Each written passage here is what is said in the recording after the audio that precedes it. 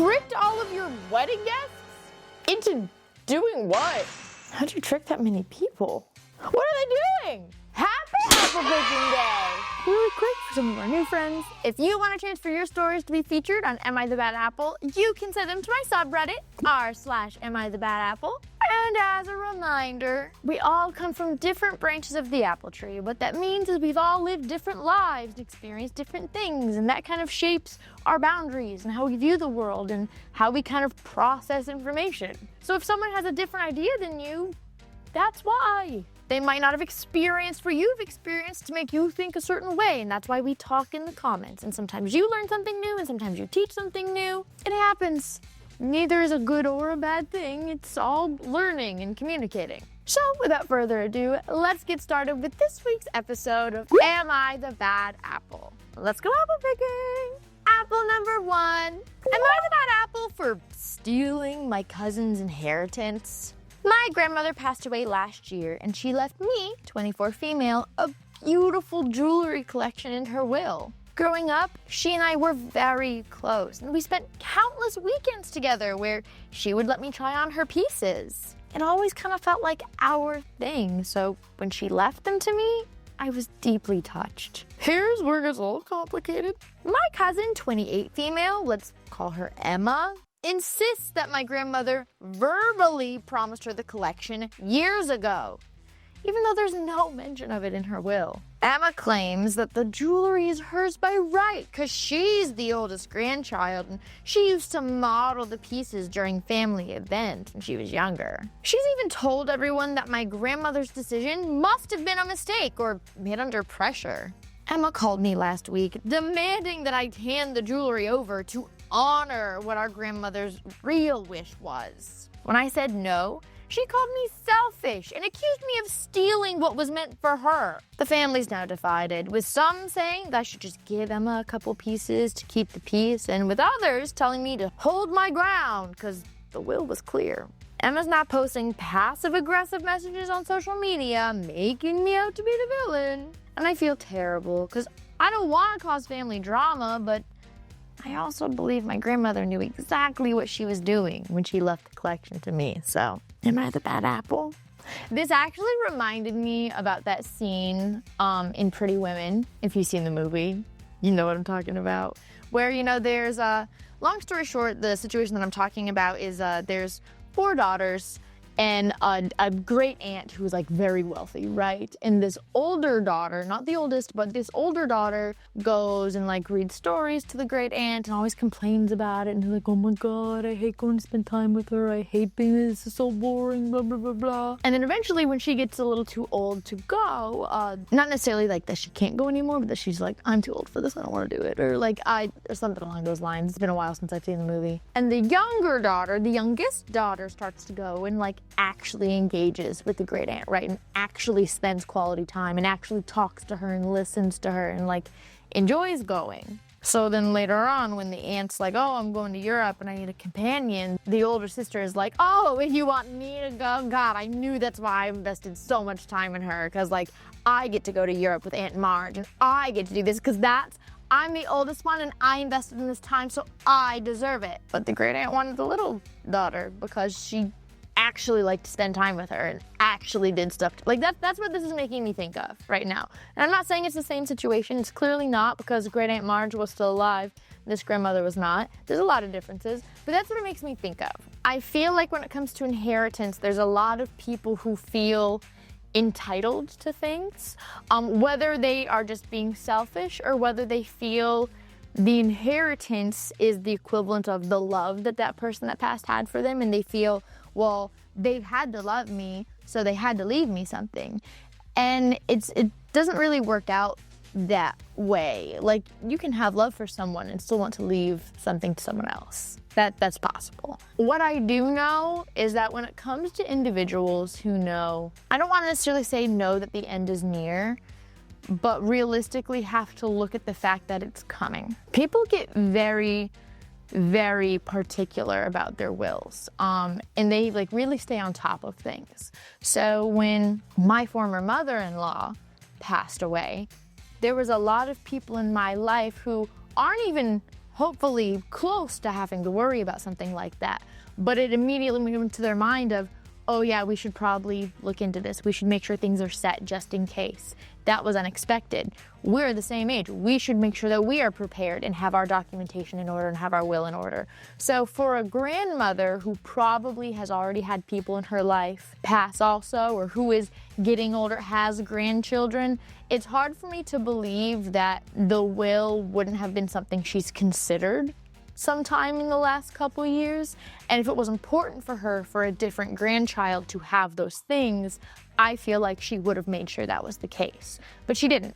I feel like your will and things like that are something that is on your mind more and more as you get older. Like even my grandfather is in perfect shape, right? He's in perfect shape, perfect health, and he's constantly talking about, well, I want to leave you this and I want to leave you that. And I feel like it's just something that's on people's mind when they feel like that day could come at any moment.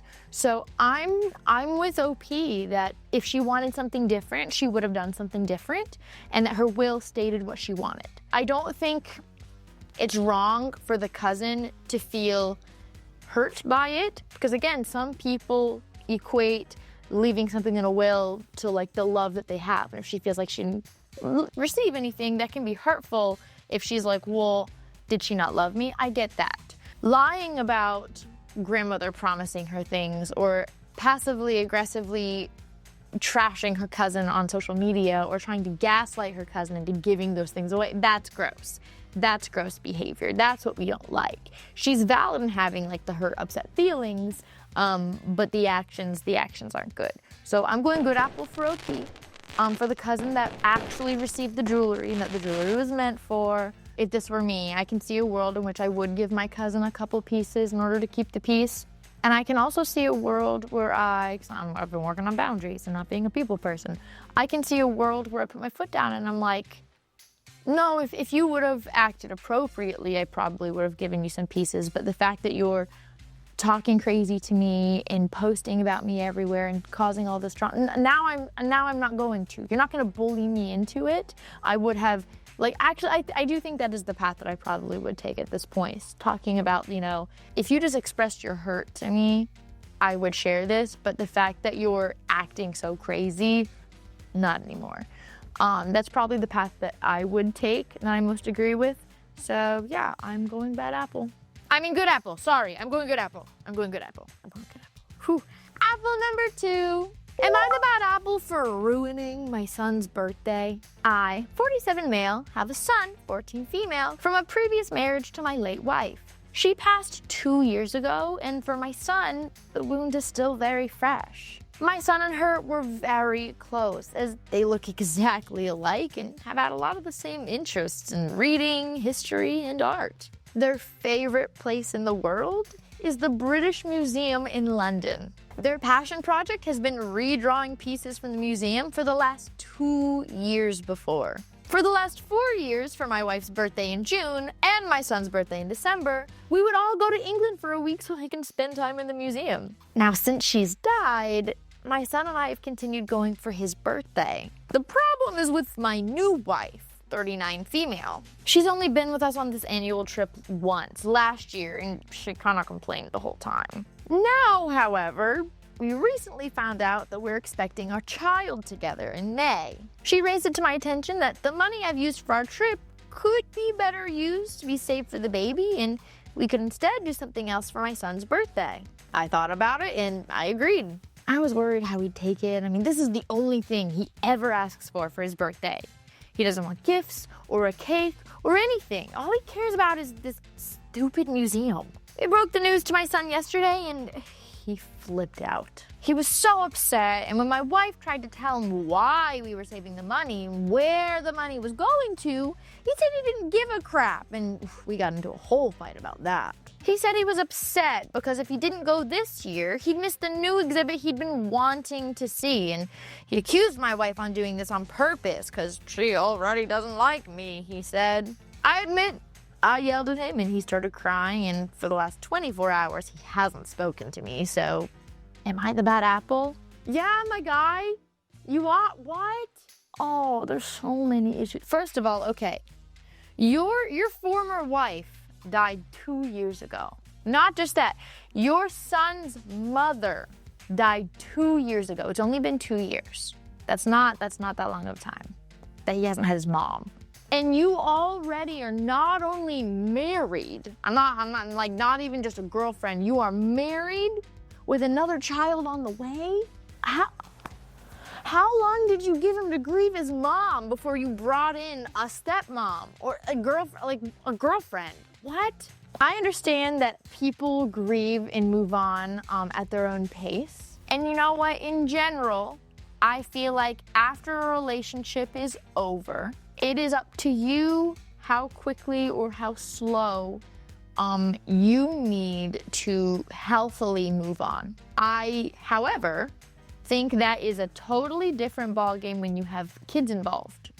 When you have kids, especially minors that are under your care, I feel like for a good while, you know, to some extent, giving them the ability to grieve in a healthy way, in an appropriate manner and time before, like they've already had their entire world uprooted and they lost a parent. I feel like it's your responsibility as the remaining parent to respectfully and healthily allow them to move on and process and grieve and do whatever they need to do until you flip-flop their world again with a new person. Like 2 years already married with a baby. That feels quick. Now it's not the quickest I've seen, but you know, when you have kids, I feel like, and I don't even have kids, but I still feel like your immediate needs are not necessarily like the only thing to look at and consider. Like, yes, you are still a person, you are still a human being who has emotional needs and mental needs, physical needs, whatever, but like you're a parent first, you know? In my opinion. Maybe I'm great, maybe I don't know what I'm talking about. Not only that though, like that's not even the whole issue. You're getting a new child, a child with your new wife, and you're telling your son like, hey, you know this thing that you do to honor your mom? Yeah, I'm not doing it. I'm doing something else for your party because I got a new kid coming. So even though that's not what you're saying, and I hope to God it's not what you're intending, how do you not see that it would be so easy for your son to feel like he's being replaced by this new family? Like, it's only been 2 years since his mom died, and you already got a new family and are like cutting out all the things that were important to him and his mom and that he does to honor her. Like, how do you not see he's gonna feel that way? And like the worst thing for me that I read that bothers me the most is that your son, who just lost his mom, is crying to you, opening up. Like, do you know how hard it is for a 14-year-old boy to open up emotionally and be vulnerable with anybody? For this boy to tell you, your wife doesn't like me. I feel like she's targeting me. I feel like she's doing this on purpose. She doesn't like me. For your immediate reaction to not be like, whoa, why do you feel that way? Let's talk about this. Let's get to the bottom of this. And instead, your reaction is to yell at him. What? No, you're a parent first. You're a parent to him first before you're a husband to her, in my opinion. You are a parent first. For you to not hear these cries of help bothers me a lot. It bothers me a lot. A lot. Like, bad apple. Rotten to the core. I'm so disappointed, honestly, in how you handled this. And I like feel so hard for this kid. I really do. Bad apple. Apple number 3. Am I the bad apple for leaving my brother out of the will? What is up with all of these stories about people passing? I didn't plan this. Y'all know I really just like pick the first 4 that I come into contact with that work and then I can do a story about. I didn't plan this. My bad. I wonder if the 4th one's gonna be like that. Anyways. I, 33 female, received a terminal diagnosis earlier this year. I've got a couple years at best estimate to get everything in order before I won't have the cognitive ability to do so anymore. I've been working with a lawyer and an end-of-life care social worker to make sure that everything will go as smoothly as possible and my wishes will be respected. I have a complicated family situation. My parents were never married, and my dad died when I was 12 of the same condition that I have now. Because he never married, all of his assets were put into a trust for me by my grandparents. My mom married after they broke up and had my half-brother, 26 male. He is severely mentally disabled. He's practically a 7-year-old in a grown man's body, and even with all the resources they can get, he's very difficult to care for, and my mom and stepdad barely get by most of the time. They tried really hard to get legal control of my trust when I was living with them, but couldn't. I try to help out some for them when things are really hard, but I feel like my mom treats me like an emergency fund rather than her daughter, and my stepdad's been bitter about the financial stuff my whole life, especially since my dad died. I don't talk to either of them about my life because they always get very passive-aggressive and guilt-trippy. Well, now that I'm on borrowed time, I've been trying to talk to my mom more. We've never had a great relationship, but I wanted to try and resolve some of that. She has been nicer to me and more concerned since the diagnosis, so I thought it was okay to open up a bit. I didn't want her to be blindsided or feel like she had to take on anything else since I appointed another family member to be my medical and financial POA. So I talked to her about my plans. I told her that I knew that my brother was a full-time job, so I'm having other people take care of me so that she doesn't have to be burdened. She was thankful for that, but then brought up how she always hoped that I would be the one to make sure my brother was taken care of when she was gone, and that in a way, she guesses I still will be. That she would put whatever I leave behind into his care fund and would make sure he knows it's from his big sister. Well, I'm not leaving anything to my mom or my brother. I don't have kids, but I have been the favorite auntie to my best friend's 2 children their entire lives. They're the light of my life, and I spend a lot of time with them. My best friend and I have been through a lot together, and she and her husband have been the ones going with me to appointments and letting me crash on their spare room when I was too sick for meds to be home alone. Whatever's left over after I'm gone is gonna go to their kids' college fund. I know it's money that could secure better care for my half-brother and take a load off my mom, but I would like to help somebody else instead. So, am I the bad apple? Are there gonna be people who I think have mixed opinions on this? Yes.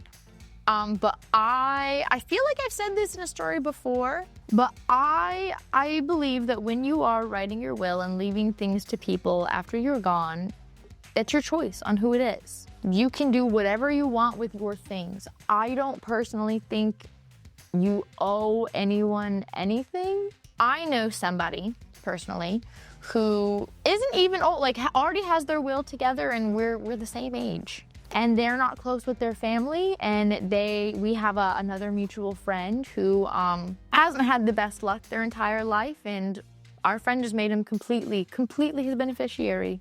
He's not close with his family. He cares more about this person and them having a life and being able to be taken care of, and he's his sole beneficiary. And honestly, I think that's beautiful. I definitely believe that, family is both the family that you're born with, but also the family that you find along the way. Like, you all know that my best friend Anna, she's been my best friend for 25 years. Her sons are my nephews. I love those boys. I love them so much. So, I don't have a problem with this. If you are not close with your blood family and you have a chosen family, okay, you can leave your things to whoever you want. If your family, like your blood family, your mom, has just made you feel like a bank your entire life, then no, even though, yes, it would be life-changing, that money's gonna be life-changing no matter who it goes to, okay? If you want to repay the kindness that your friends have shown you, repay the kindness they've shown you. If you don't want to reward the way that your mother and stepfather has treated you, then don't do that. Would I judge you for leaving it to them in the end? No, I wouldn't, because it's your money. You can honor whoever you want with it. And if you choose to honor your best friend over your mother, okay, you choose to honor your best friend over your mother. And I understand that your half-brother doesn't have a say in all that has happened, all that has transpired, right? Neither do your nephews, really. Now, if you are closer to them than your brother, you're closer to them more than your brother. It is how it is. Again, that money is going to be life-changing for whoever receives it. Do you want to change their lives? That's your choice. I go good apple, and I know not everyone's going to agree with me on that, but I feel like your money, you can do what you want with it. apple number 4. Am I the bad apple for tricking my wedding guests? My husband, 32 male, and I, 30 female, had a vegan wedding because we're both vegan. We made it clear in advance that the food and cake would be plant-based, and no one complained until the reception. Hi, Vix. Hi, sweet babe. Can you not scratch my chair? Are you coming up? Oh, hi. I was about to say, no cats in this whole episode. The people will riot. The cake was gorgeous. 3 tiers decorated with edible flowers. Towards the end of the night, one of my husband's aunts, Linda, came up to me looking visibly upset. She said it was disrespectful to have vegan cake on display because she felt that it was pushing my lifestyle on everyone. I told her the cake wasn't meant to make a statement. It was just the dessert we chose for our wedding. She insisted that I either move the cake off the main table or add a sign saying that it was vegan so people weren't tricked into eating it. I refused because 1, this is my wedding. 2, it's cake, not propaganda. And 3, no one else seemed to care. Linda ended up storming out, and now my in-laws are saying that I should have compromised to avoid drama. So I think Linda's reaction was ridiculous, but my husband thinks that I should have just put up a sign to keep the peace. So am I the bad apple? I don't understand. I don't understand why some people in this world insist that others are trying to push their lifestyle just by existing. If you go to a vegan couple's wedding, I feel like common sense would tell you that because the bride and groom want to eat at their wedding, the food will probably be vegan. And there's nothing wrong with that. Y'all, I've been to vegan restaurants. My brother's new girlfriend, she's vegan. First of all, love that woman. Second of all, vegan food, some of it you can't even tell. It's so good. It's so good. The plant-based protein, the plant-based fake meat stuff, you can't even tell. It's so good. So who actually cares, right? Because if you are vegan or vegetarian or whatever, then you have certain foods that you do not include in your diet for whatever reason. And the reason is not anyone's business, to be honest. Hi, I love you. You are not vegetarian. You do love the chickens. When you are not, when you do not have dietary restrictions, you don't have dietary restrictions. So I'm not understanding why you feel like something needs to be labeled to trick, to trick what? If you're not vegan or vegetarian, if you don't have dietary restrictions, you're good to eat anything. So why do you feel like it's tricking someone that it's a certain kind of food? It would be tricking someone if you said, hey, this is vegan and it really wasn't. People who are vegan don't eat regular meat, but people who aren't vegan can still eat vegan food. I don't understand. I don't understand. Why is it that some people who complain that everybody's offended and everybody's a victim tend to be the most offended and the most victimizing people? I'm just asking for a friend. I just want to know. That doesn't make any sense to me. Literally nothing is being done to you. That's like getting invited to a gay couple's wedding and showing up and being like, I didn't know there would be homosexuality here. How did you not know? Their names are on the invitation. You know these people. What do you mean? That's like literally going to a child's birthday party and being like, I didn't know there would be so many children here. I didn't like that. I didn't like that there were so many kids, and I felt like you are trying to force me to be around kids. Well, then don't go. Just because you go to someone who's vegan's wedding doesn't mean you have to be vegan. It just means that you're gonna eat some vegan food. I don't know why that. Just because you go to a gay couple's wedding doesn't mean you have to be gay. It just means that they're getting married. That's it. I don't understand why we have to oh, woe is me. Other people live differently than me. I can't deal with it. You don't have to change what you're doing, my guy. What? Common sense isn't so common anymore, kids. It's just not. So I'm going good apple. Personally, I feel the same way that I feel about the cousin earlier. If Aunt Linda came up to me and was like, hey, I totally forgot this was vegan food. Do you think maybe like a sign would just give everyone a little bit of a friendly reminder, like just in case, like maybe they're trying to count whatever kind of nutrition stuff, I don't know. I'm trying to think of like a good reason that Linda would have to need to put a reminder out. But if she just came out and was like very nicely like, hey, I totally forgot that we were eating this. Should we like do like a little friendly reminder for people that don't usually have that kind of diet? I would still be kind of annoyed, but I'd be like, sure, whatever. The moment she came with the victimization and the gaslighting and no, I'm not gonna worry about this at my wedding day. Like, no. This is where we're not being people pleasers, we're using boundaries, standing up for ourselves. These are the things I'm supposed to be working on. And I feel like that's a good opportunity to put your foot down and say, no, Linda, everyone should know we're eating this kind of food. It's not tricking anybody, literally not tricking anybody. That's not how that works. So I'm going to go good apple. And that means we have 3 good apples and 1 bad apple. At least that's my score. That's what I got. Let me know down in the comments if you got something similar or completely different. I would love to hear your thought processes. As a reminder, if you want a chance for your stories to be featured on Am I the Bad Apple, you can send them to my subreddit, r/Am I the Bad Apple. And for your well wishes. Oh, I love this one. So, fun fact. There's a couple national days today. One is National Roof Over Your Head, and the other is National Day of Giving.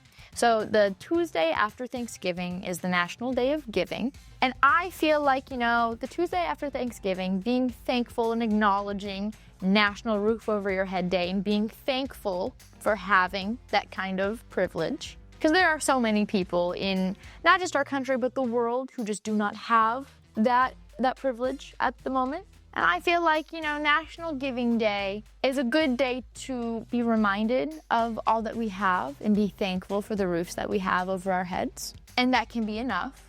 And if you're able to do more or privileged enough to do more, I think National Giving Day is a good chance to, do something extra. Whether you can donate to a charity, donate clothes to a shelter, food to a shelter, any little bit honestly makes a difference. So I actually have a couple garbage bags of clothes that I'm going to be donating once I get done with this. I try to do a closet clean out every year of things that I don't wear anymore, or maybe don't fit anymore, or things that I thought I was gonna wear more but didn't, and I always try to donate them whenever I can. And for pet owners, just an idea, my cats are very particular about food flavors. They're very spoiled. So if I get food that they just won't touch or won't eat, I will donate that also. Because there's a lot of people in need who also have fur friends that get hungry as well. So those are just some ideas I would love to hear in the comments. If you do something a little bit extra, would love to hear about it down in the comments. I hope you have a great rest of your day today. And thank you guys for all that you're doing. And thank you guys all for just being you. I hope you have a great rest of your day and hope to see y'all next week. Bye, my lovelies. Mwah.